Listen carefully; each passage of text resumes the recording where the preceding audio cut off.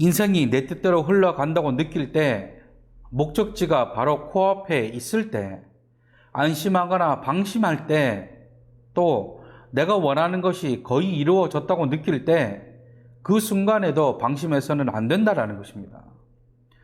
민수기 25장에 이스라엘을 보세요. 목적지를 눈에 두고, 바로 눈앞에 있는 그 목적지를 두고 이런 죄를 범하게 된 것이죠. 저와 여러분들의 인생 가운데 사단의 공격이 가장 많이 들어올 때를 잘 생각해 보면 낙심하거나 좌절해 있을 때일 수도 있습니다. 그러나 반대로 평안하고 삶의 부족함을 느끼지 못할 때일 수도 있습니다. 하나님 말씀 보도록 하겠습니다. 하나님 말씀은 신명기 4장입니다. 신명기 4장 1절부터 4절까지 말씀입니다. 우리 한 목소리로 읽도록 하겠습니다. 신명기 4장 1절부터 4절까지 말씀입니다. 다 같이 읽습니다. 이스라엘아, 이제 내가 너희에게 가르치는 규례와 법도를 듣고 준행하라. 그리하면 너희가 살 것이요 너희 조상의 하나님 여호와께서 너희에게 주시는 땅에 들어가서 그것을 얻게 되리라. 내가 너희에게 명령하는 말을 너희는 가감하지 말고 내가 너희에게 내리는 너희 하나님 여호와의 명령을 지키라. 여호와께서 바알 부올의 일로 말미암아 행하신 바를 너희가 눈으로 보았거니와 바알 부올을 따른 모든 사람을 너희의 하나님 여호와께서 너희 가운데에서 멸망시키셨으되 오직 너희의 하나님 여호와께부터 떠나지 않는 너희는 오늘까지 다 생존하였느니라. 아멘. 오늘도 하나님을 예배하기 위해 이 자리에 나오신 여러분들을 주님의 이름으로 축복합니다. 오늘은 가나안 생존법 1이라는 제목으로 말씀을 나누기를 원합니다. 제 기억에 얼마 전까지 TV 프로그램을 보면 극한의 상황에서 살아남을 수 있는 방법을 알려주는 코너들을 종종 볼 수 있었던 것 같습니다. 군인 출신이나 캠핑 전문가가 나와서 무인도에서 살아남을 수 있는 방법이라든지 사막이나 정글 같은 오지에서 살아남을 수 있는 방법들을 소개해 줬던 것 같아요. 지금 또 TV 프로그램 중에 정글에 가서 일주일 동안 생활하면서 여러 가지 난관들을 헤쳐나가는 모습들을 보여주는 프로그램들도 있습니다. 아마 뭔지 아실 거라 생각이 듭니다. 그리고 외국 프로그램 중에서도 정글이나 극한 상황이나 이런 오지 같은 곳에서 곤충이나 동물 같은 걸 잡아먹으면서 헤쳐나가는 프로그램을 방영하기도 했습니다. 정말 그 외국 프로그램에 나오시는 그분을 보면 이 인간이 참 대단하다라는 생각이 들기도 했었습니다. 제 상식으로는 도저히 상상하기도 힘든 곤충이나 이 동물들을 이 영양소를 섭취해야 된다고 해서 잡아먹는 모습이 신기함을 넘어 대단하다는 생각이 들기도 했던 것 같습니다. 그러다 보니까 어떤 분이 그분 나오는 프로그램에 댓글을 달기를 그분이 모기사슬의 정점에 있는 사람이라고 댓글을 달았던 기억도 있는 것 같습니다. 그런데 이런 생존법을 알려주는 프로그램을 자세히 보면 한 가지 공통점이 있습니다. 그것은 극한의 상황이라 할지라도 최대한 정해진 매뉴얼대로 움직여야 한다라는 것이죠. 예를 들어 아무리 배가 고파도 알지 못하는 식물이나 물고기를 먹어서는 안 된다는 겁니다. 또 하나, 지금 당장 체력이 남는다고 해서 무리하게 일을 많이 해서도 안 된다라는 것이죠. 그리고 제 기억에 인상적이었던 생존 방법 매뉴얼 중에 하나가 춥다고 해서 무작정 불을 피우면 안 되더라라는 겁니다. 사실 추우면 불을 피우고 몸에 있는 체온을 올려야 되는 것이 기본 상식이지만 정글이나 극한 상황에서 불을 피우는 것은 장소를 잘 구별해 가면서 해야 된다는 겁니다. 왜냐니까 혹여나 이 불빛을 보고 들짐승이 공격을 한다던가 아니면 잠이 든 상황에서 불이 다른 곳으로 옮겨 붙을 수도 있다라는 겁니다. 그러면서 이 생존법을 가르쳐주는 이 전문가가 하는 말이 이 영화나 실제는 다르다라는 겁니다. 저도 매뉴얼을 지키지 않아서 낭패를 봤던 적이 있습니다.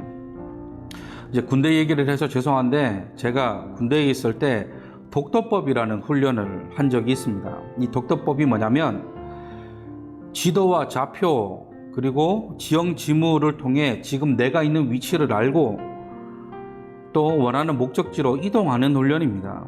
그래서 이 독도법 훈련을 했는데 야간에 진행을 했었습니다. 그런데 야간에 지도와 좌표, 지형 지물을 통해 독도법을 실시하는데 성격이 급해서인지 다른 팀에 비해 빨리 가고 싶어 했던 것 같습니다. 그래서 욕심에 지도에도 나와 있지 않은 길로 팀원들을 이끌고 갔어요. 그런데 막상 도착해 보니 저희 팀보다 먼저 도착한 팀들이 많은 겁니다. 그래서 그 팀에 물었어요. 어떻게 이렇게 빨리 왔냐?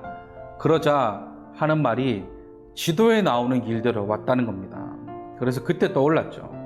교관님이 분명 훈련하기 전에 하셨던 이 당부의 말씀 중에 하나가 지도 밖으로 벗어나지 말라는 거였거든요. 또 지도에 나와 있는 길로만 가라고 하셨어요. 그런데 저희 팀은 욕심에 그 명령을 어겼죠. 그때 훈련했던 산이 군사 지역이라 저희가 도착할 수 있었지, 만약에 실전이었거나 군사 지역이 아니었다면 저희 팀은 분명 낙오했을 것입니다. 저와 여러분들의 인생도 마찬가지입니다. 우리에게도 이런 생존법이 필요합니다. 오늘 본문 말씀처럼 모세가 출애굽 2세대들에게 알려주는 이 생존법처럼 우리에게도 이 생존법과 같은 매뉴얼이 필요하다라는 것이죠. 그리고 그것을 지켰을 때와 지키지 않았을 때, 지키지 못했을 때의 결과를 알고 있다면 누구나 할 것 없이 생존법을 지키며 살아갔을 것입니다. 이런 차원에서 오늘 본문 말씀을 살펴보면 이제 신명기 4장부터 하나님께서 이스라엘에게 지키라고 명령하신 규례에 대해서 말씀을 하고 있습니다. 본문 1절을 이렇게 시작합니다. 이스라엘아, 이제 내가 너희에게 가르치는 규례와 법도를 준행하라.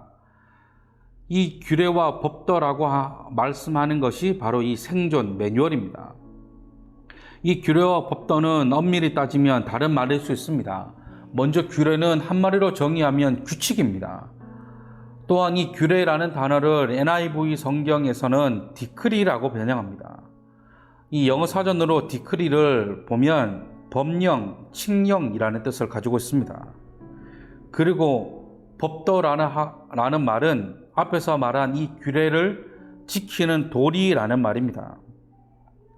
그래서인지 신명기 성경을 보면 유독 이 규례와 법도를 마치 한 세트처럼 기록하고 있는 말씀을 쉽게 찾아볼 수 있습니다. 신명기 6장 1절입니다.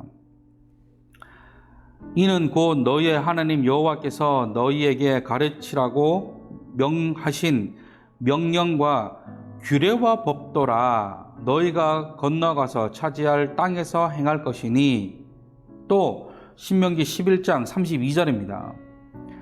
내가 오늘 너희 앞에 베푸는 모든 규례와 법도를 너희는 지켜 행할지니라. 아멘. 종합적으로 본다면 이 규례는 지켜도 되고 지키지 않아도 되는 선택으로서의 규칙이나 법도가 아니라 반드시 지켜 행하여야만 한다는 것입니다. 그리고 그 규례들을 4장 이후부터 계속해서 말씀하고 있다는 것이죠. 그렇기 때문에 우리가 앞으로 신명기를 더 나아가기 위해서는 이 4장의 시작에서 이 규례와 법도, 가나안 땅에 들어가서 살아남을 수 있는 이 가나안 생존법 매뉴얼을 지켰을 때와 지키지 않았을 때의 모습을 확실히 기억하고 나아가야 할 필요가 있다라는 것입니다. 본문 말씀을 통해 생존법을 지켰을 때와 그렇지 못했을 때의 모습을 비교해보고 이것으로 인해 저와 여러분들이 무엇을 선택해야 하는지 알아보기를 원합니다. 오늘은 그 첫 시간으로 이 생존법을 지키지 않았을 때 어떤 일이 일어나게 되는지 알아보기를 원합니다. 자, 규례와 법도를 지키지 않았을 때는 어떤 일이 일어나냐면 첫 번째는 멸망한다라는 것입니다. 본문 3절 말씀에 이렇게 기록합니다.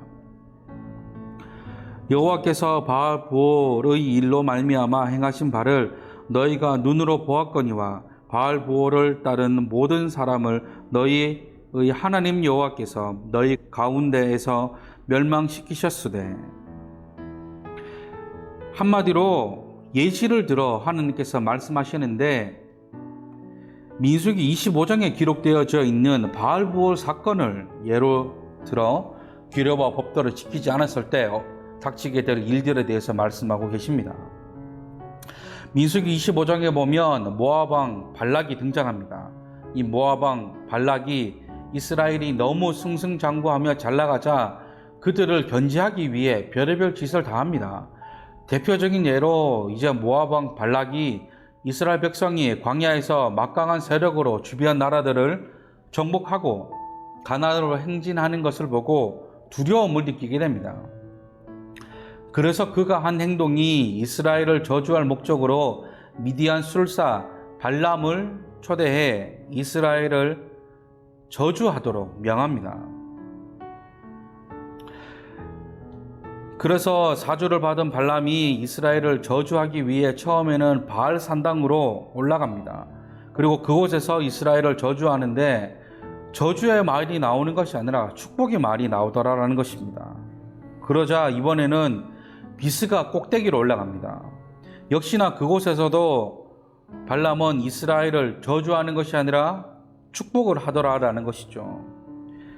그래서 마지막으로 발락은 여기서 포기하지 않고 부올산 꼭대기로 올라가 다시 저주하도록 합니다. 역시나 이번에도 저주의 말이 나오지 않고 축복의 말이 나오게 된 것이죠. 발람이 축복하고 싶어 축복한 것이 아니라 하나님께서 개입하셔서 그의 입을 막으신 것입니다.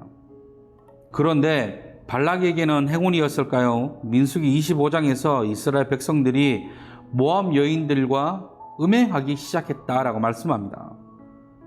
또한 민수기 25장 2절 말씀에서는 이스라엘 백성들이 모압 여자들이 섬기던 신들에게 제사할 때 사용했던 제물, 즉 우상에게 바쳐졌던 제물을 먹기도 하고 심지어 그 여인들이 신들에게 절을 하기까지도 했다라고 기록합니다. 이름에서도 알 수 있듯이 이 바알보올이라고 하는 이 이름의 뜻은 부월에서 섬기는 바알이란 뜻입니다. 모세는 이 사건을 기억하라는 것이죠. 규례와 법도를 지키지 않으면 이렇게 된다라는 것입니다.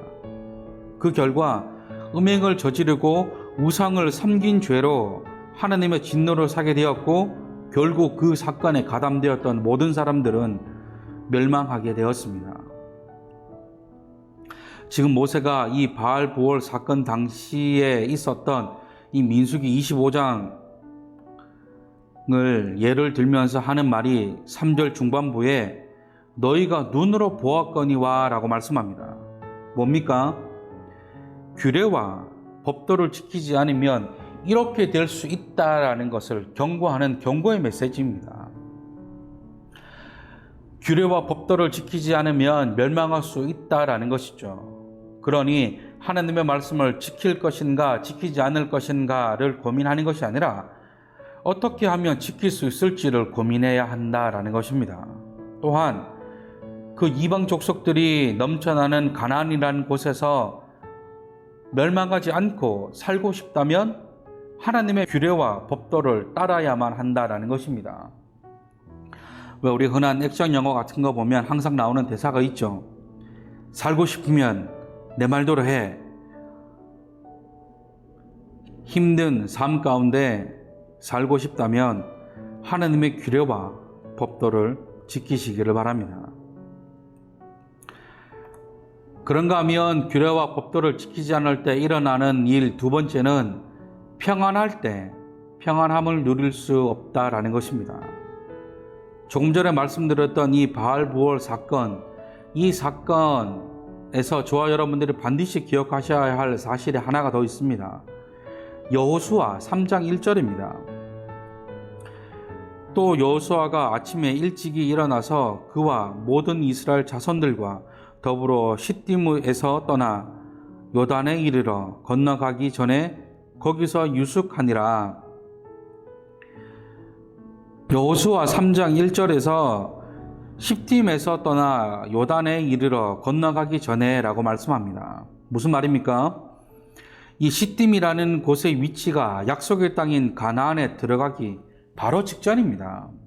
다시 말해 민수기 23장과 24장에서도 알 수 있듯이 이스라엘은 지금 탄탄대로를 달리던 중입니다. 주변 나라들이 이스라엘을 두려워할 정도로 강한 나라로 성장했습니다. 그런데 정작 이스라엘 백성들은 가나안을 바로 목전에 두고서 음행을 저지르고 우상을 섬기는 죄를 범합니다. 이 말을 평안할 때 긴장을 늦춰서는 안 된다라는 것입니다.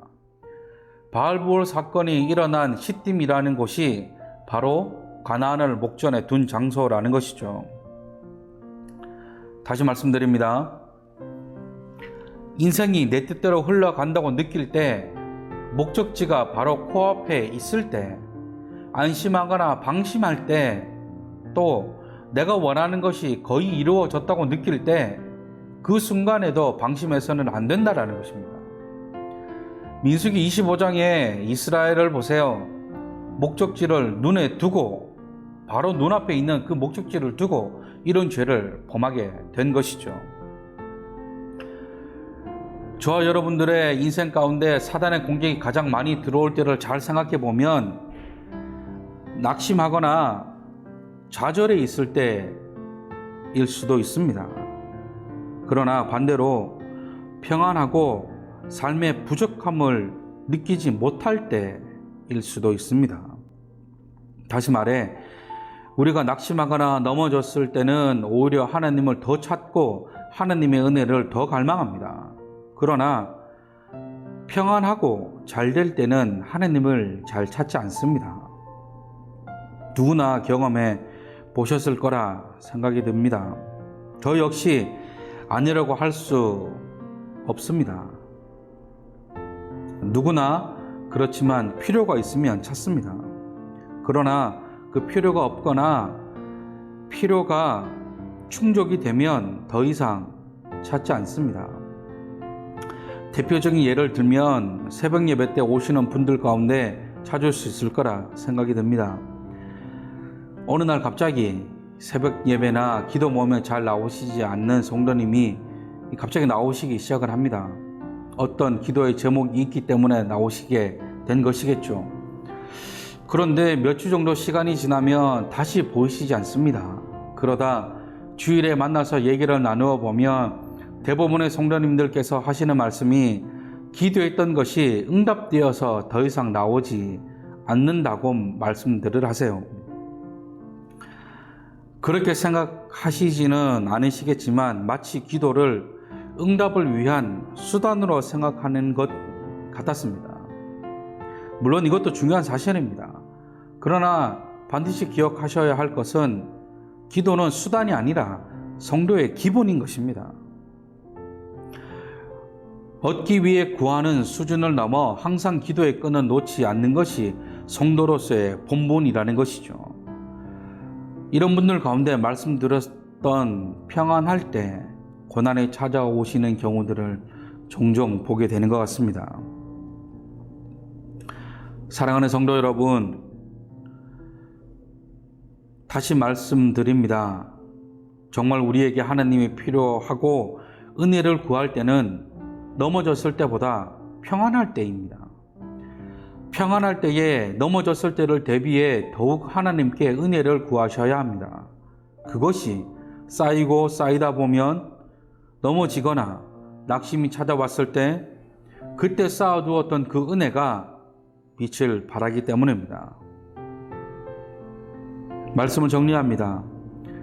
오늘 저와 여러분들이 말씀을 통해 이스라엘이 가나안 땅에 들어갔을 때 생존할 수 있는 방법에 대해 배워봤습니다.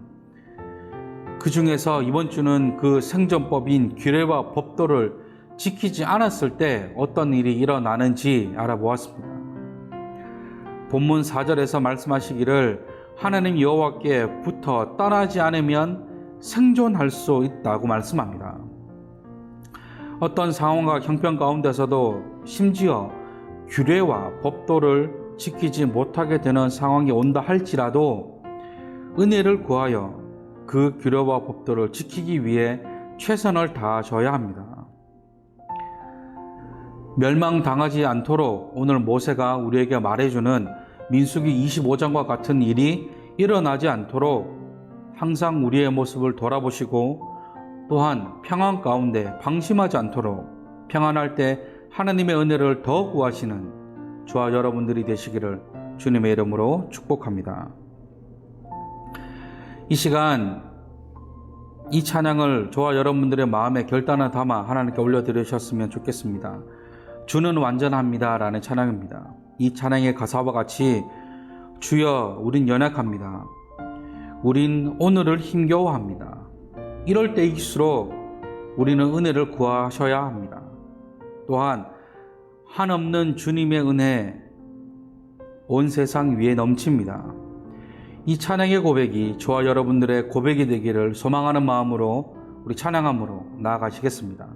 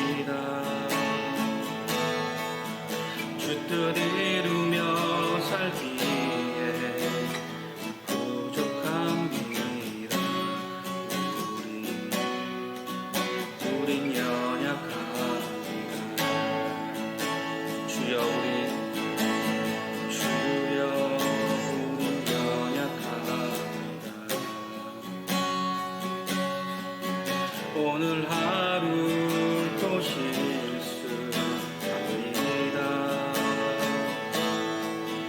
주의 긍휼을 구하는 죄인입니다. 우리 바라봅니다.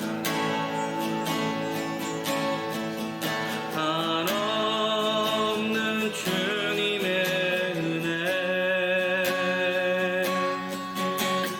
온 세상 위에 넘칩니다.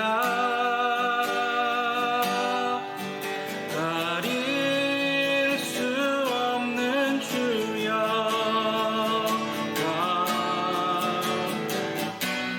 온 땅 위에 충만합니다. 주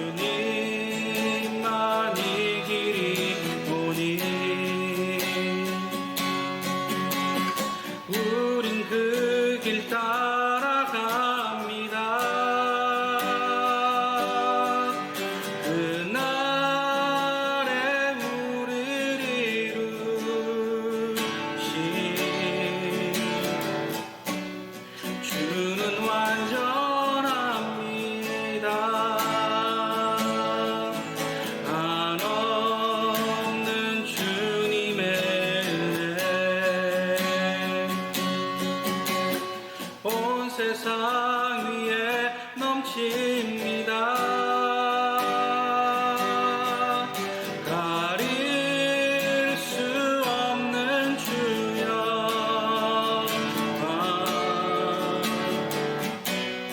온 땅 위에 충만합니다. 주님만이 길이오니 우린 그 길 따라갑니다.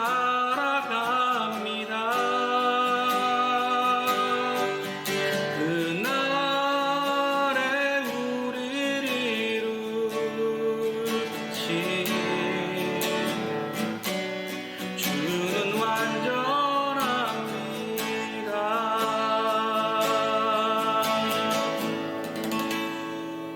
기도하겠습니다. 사랑과 은혜가 풍성하신 하나님 감사합니다. 오늘도 하나님을 예배하기 위해 이 자리에 나온 우리를 기억하여 주시고 날마다 풍성한 은혜로 역사하여 주시옵소서. 기도하는 것은 하나님께서 모세를 통해 말씀하셨던 것과 같이 이 험한 세상 가운데 생존하기를 원합니다. 하나님이 주신 규례와 법도를 잘 지키며 하나님과 동행하는 삶을 살아가기를 원합니다. 또한 출애굽 1세대가 시딤에서 있었던 바알 부월 사건이 우리의 삶 가운데에서 일어나지 않게 하여 주시고 날마다 하나님께 붙어 있게 하여 주시옵소서. 또한 평안함 가운데 더욱 은혜를 간구하는 자가 되게 하여 주시옵소서. 이제는 우리 주 예수 그리스도의 무한하신 은혜와 하나님의 한량없는 사랑과 성령님의 감화와 감동, 내조 역사, 교통 충만케 하시는 그 은혜가 하나님의 규례와 법도를 지키기 위해 최선을 다해 노력하기를 결단한 모든 성도들 머리 위에 이제로부터 영원토록 함께 하시기를 간절히 축원하옵나이다. 아멘.